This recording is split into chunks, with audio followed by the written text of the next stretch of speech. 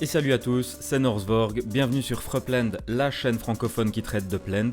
Et aujourd'hui, on entame la partie 2 de notre petit tour de l'interface du jeu. On va voir le menu Properties, les collections, les messages et le profil. On gardera les autres menus pour une troisième partie de cette vidéo pour ne pas durer trop longtemps. C'est parti!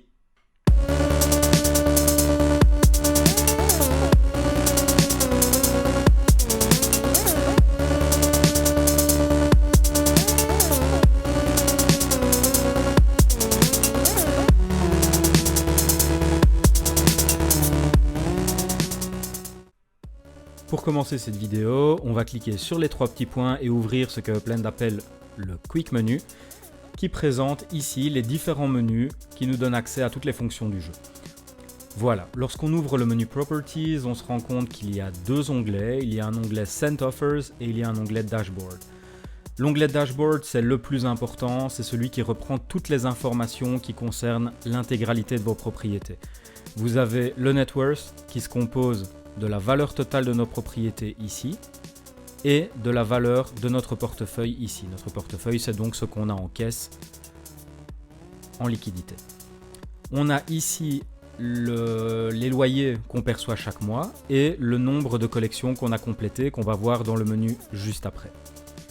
La liste qui se trouve ici en dessous, c'est la liste de l'intégralité de vos propriétés. Vous voyez ici d'ailleurs entre parenthèses le nombre de propriétés que vous avez.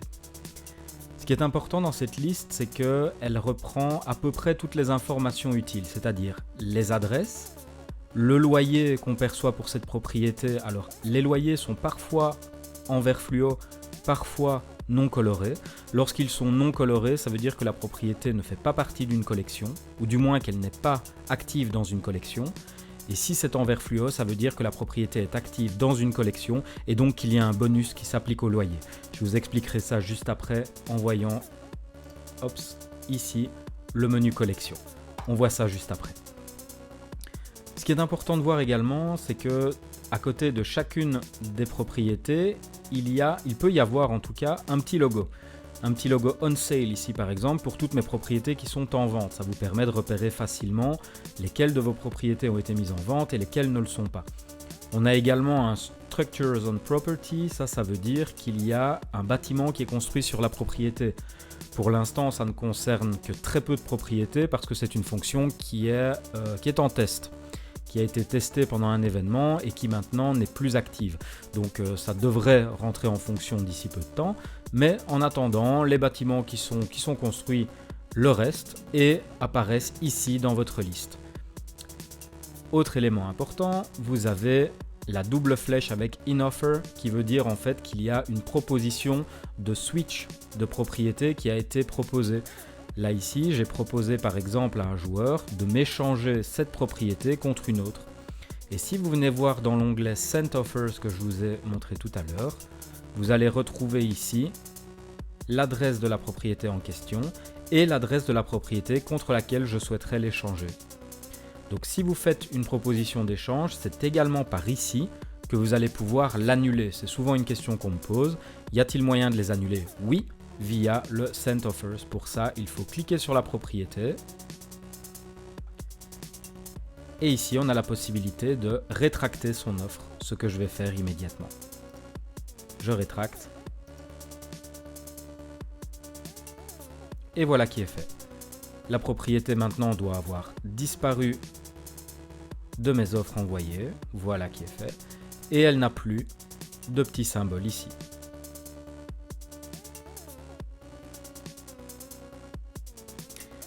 Maintenant qu'on voit clair sur le menu propriété, nous allons passer au menu collection qui est clairement le menu le plus important parce que c'est là que se retrouvent toutes les missions à réaliser dans Upland. D'ailleurs, pour la petite précision, missions à réaliser ou à ne pas réaliser, il n'y a aucune obligation à effectuer ces missions. En tout cas, elles sont proposées, donc je vous propose de vous expliquer un petit peu comment tout ça fonctionne. La première chose à savoir est que chaque ville a ses propres collections. Pour pouvoir changer de ville, on clique sur la petite terre qui se trouve ici et on a une liste de toutes les villes qui apparaissent. On pourrait aller voir les collections de San Francisco en cliquant ici et toutes les collections apparaissent. Ce qui est intéressant de constater également, c'est que les collections sont réparties par ordre de difficulté. Il y a un code couleur pour ça. Les bleus, ici, sont les plus faciles. Les mauves sont relativement faciles. Les oranges deviennent un petit peu plus compliqués. Les rouges sont durs.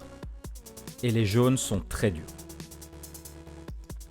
Je vais repasser maintenant sur les collections de Brooklyn pour pouvoir vous expliquer tout ce qu'il y a à dire sur les collections. Vous remarquez que le code couleur reste le même en fonction des villes, les jaunes étant toujours les plus durs, les bleus les plus simples. Et certaines collections vont se retrouver de ville en ville, comme par exemple Newbie. Ici, Newbie, son intitulé est « Avoir une propriété dans Upland ». Quelle que soit la ville dans laquelle on se trouve, on peut compléter cette collection. Quelle que soit la ville, on aura une propriété dans Upland, donc elle s'adapte à toutes les collections. Identique pour King of the Street, dont l'intitulé est « Obtenir 3 propriétés dans la même rue ». Quelle que soit la ville dans laquelle on se trouve, on peut avoir 3 propriétés dans la même rue et compléter cette collection. Ce qui explique que des collections se retrouvent de ville en ville. Mais la plupart des collections sont uniques par ville, sachez-le. J'avance un petit peu pour vous montrer une collection que je n'ai pas. Voilà. Prenons par exemple Manhattan Beach. C'est une collection que je n'ai pas. Comment peut-on savoir qu'on a une collection ou qu'on ne l'a pas? À partir du moment où vous voyez la reward ici, donc la récompense, vous n'avez pas la collection et vous ne l'avez jamais complétée. C'est la raison numéro 1 de compléter une collection, c'est prendre le bonus de reward, la récompense. En complétant ici 4 propriétés à Manhattan Beach, je vais gagner 3500 UPEX. Premier intérêt de compléter la collection. Deuxième intérêt de compléter la collection, c'est de prendre le boost. Le boost de 1.92 que vous voyez ici. Vous allez me dire un boost sur quoi? Eh bien c'est très simple. Les 4 propriétés que vous allez bloquer dans cette collection vous rapportent un loyer qui vous est versé toutes les 3 heures comme on l'avait déjà vu dans une vidéo précédente. Eh bien, lorsque vous aurez bloqué ces propriétés et que votre collection sera complète, vos loyers seront multipliés par 1.92. Si vous cliquez sur Edit Collection et que vous venez voir ici dans Other Properties toutes les propriétés qui appartiennent à cette collection et qui sont mises en vente, je vais vous en montrer une au hasard, voilà. Si on vient cliquer ici sur les loyers boostés, on voit que la propriété de base nous ramène 411,26 UPEX par mois, mais qu'à partir du moment où elle fait partie de la collection Manhattan Beach, on prend ces 411,26 qu'on multiplie par 1.92, le bonus de la collection, et on obtient 789,62 UPEX. À partir du moment où vous avez collecté une collection, mais où vous avez vendu les propriétés qui la composaient, vous voyez ici que les propriétés ont disparu de ma collection, mais que la reward a été collectée. Ça vous indique donc que vous avez réussi cette mission. Vous voyez également ici que le boost est not active. Ça veut dire que, étant donné qu'aucune propriété n'est validée dans cette collection, le boost de 2,02 fois n'est pas actif. Je vais maintenant prendre cette collection-ci et je vous propose d'imaginer qu'elle n'ait pas encore été réalisée. Comment va-t-on la réaliser? Eh bien, on va cliquer sur Edit Collection et si nous avons des propriétés qui sont éligibles pour cette collection, elles apparaîtront dans le premier onglet ici, dans la première catégorie dans Matching Properties, ce qui veut dire les propriétés qui correspondent. Pour les valider, vous avez un Tap to Fill juste ici à côté de chaque propriété et vous pouvez cliquer Tap to Fill sur chacune des propriétés. Une fois que ceci est fait, vous cliquez sur Done. Les 3 propriétés apparaissent ici dans les petits slots. Si vous ne l'aviez pas encore fait, vous allez prendre la récompense et collecter le badge de collection, car toute collection vous donne droit à un badge lorsque vous la complétez. Et le bonus ici, multiplicateur pour vos loyers, deviendra actif. Une fois collectés, vos badges de collection apparaîtront sur votre bloc Explorer en pile ici et triés par difficulté de collection. Vous pouvez les voir sur le bloc Explorer. Vous pouvez les voir en cliquant ici dans le coin supérieur gauche sur votre avatar. Elles apparaissent ici, mais elles apparaissent également un peu plus bas dans la partie collection où les badges sont répartis par ville. Vous avez en couleur les badges que vous avez collectés et en grisé les badges que vous n'avez pas encore collectés. En résumé, il y aura donc 3 raisons de réaliser les collections. La première étant pour la frime, pour pouvoir afficher les badges sur notre bloc Explorer. La deuxième étant prendre les rewards qui sont octroyés pour chaque collection. Et la troisième, pour bénéficier du bonus multiplicateur sur les loyers et optimiser ainsi nos rentrées.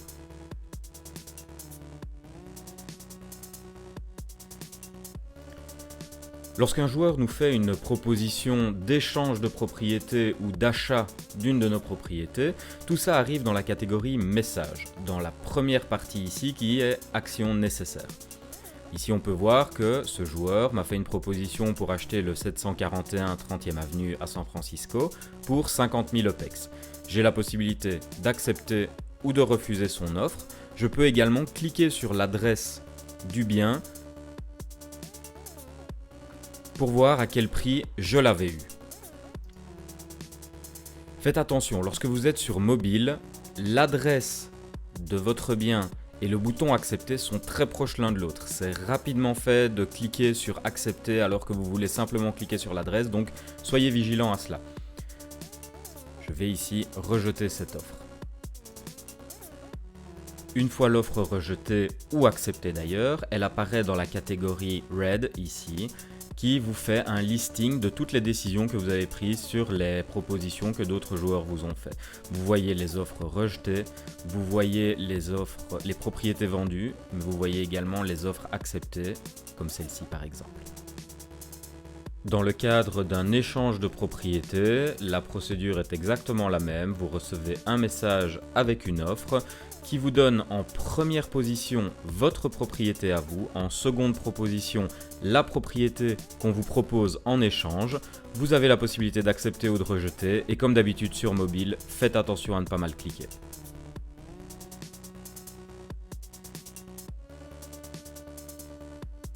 Pour terminer cette deuxième partie, nous allons maintenant parler du profil qui est accessible ici dans le Quick Menu, mais qui est également accessible par le coin supérieur gauche de l'écran en cliquant sur votre avatar. Vous arrivez directement dans le profil. Le profil est divisé en 2 parties. Il y a une partie propriété qui fait un listing de toutes les propriétés que vous avez. Et il y a également une partie détail qui est la partie la plus intéressante qui regroupe des statistiques sur votre partie. Vous avez tout d'abord votre nom d'utilisateur ici au-dessus. Une vue de votre bloc Explorer avec les différents badges de collection que vous avez complétés. En cliquant sur le petit crayon ici, vous pouvez personnaliser votre bloc Explorer en changeant par exemple le fond d'écran, mais également vous pouvez modifier l'apparence de votre bloc Explorer dans les différentes catégories qui sont ici. Les différentes catégories sont débloquées au fur et à mesure du temps en augmentant votre statut. Le statut, c'est ce qui est écrit ici. Et vous pouvez avoir une description de votre statut en cliquant sur la petite icône juste à côté.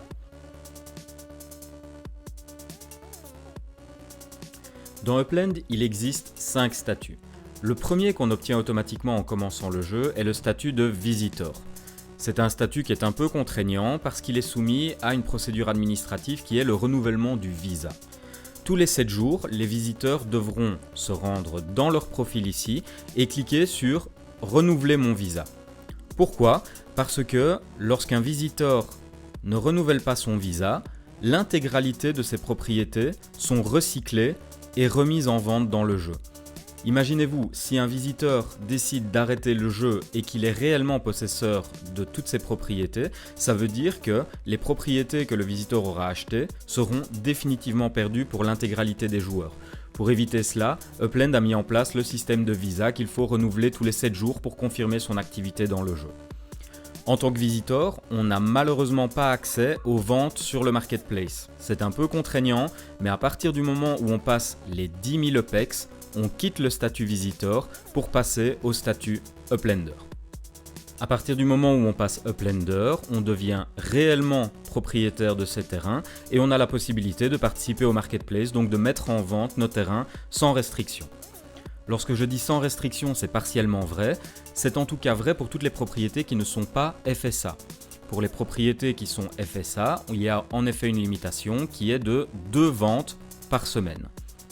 On restera Uplender jusqu'à avoir généré 100 000 UPEX de net worth. À partir de ce moment, on passera Pro. Le statut Pro, donc éligible à partir des 100 000 UPEX, nous donnera accès, dans un futur proche, à l'achat, à l'échange et à la location des licences business, qui ne sont pas encore totalement implémentées pour l'instant. Le statut Pro se poursuivra jusqu'à 1 million d'UPEX de net worth. À partir de 1 million d'UPEX, on passe directeur. Le statut directeur, quant à lui, nous donne accès à un block explorer custom qu'on peut faire designer par la team Upland. Pour pouvoir faire designer son block explorer custom, il faut se rendre à San Francisco. Vous devez aller à l'hôtel de ville qui se trouve ici, téléporter votre block explorer, cliquez sur City Hall et vous trouverez là alors un formulaire qui vous permettra de spécifier tous vos critères pour la création de votre block explorer custom. Le dernier statut est le statut d'exécutif qui est obtenu à partir de 10 millions d'UPEX et ce statut vous donne droit à un objet 3D qui sera designé selon vos critères par la team Upland et que vous pourrez librement placer sur une de vos propriétés. Je reviens sur le profil pour vous expliquer le lien de référencement qui se trouve ici en cliquant sur Referral Programme. Vous pouvez simplement copier ce lien et le partager autour de vous. Les gens qui s'inscriront à Upland via votre lien de référencement auront un bonus de 50% sur leur premier achat en UPEX et ce lien vous donnera également à vous 50% du premier achat de tous vos filleuls. Un petit peu plus bas ici, on a la Spot Balance que j'expliquerai plus tard lorsque le développement de propriété sera totalement implémenté dans le jeu. Sachez simplement que c'est une ressource qui vous permettra de construire des bâtiments sur vos propriétés. Un petit peu plus bas, nous avons les badges de collection, mais nous avons également les badges. Et les badges, qu'est-ce que c'est ? Ce sont simplement des titres honorifiques que Upland donne aux joueurs pour leur accomplissement.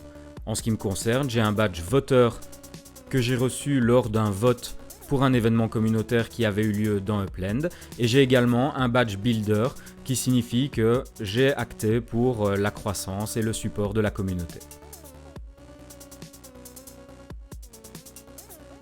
Ceci étant dit, on a vu ce qu'il y avait à voir au niveau du profil. Je vais donc clôturer cette vidéo et vous donner rendez-vous pour la 3e partie où on verra les chasses au trésor, les leaders, les challenges, le store ainsi que les réglages. Je vous dis à très bientôt. Ciao!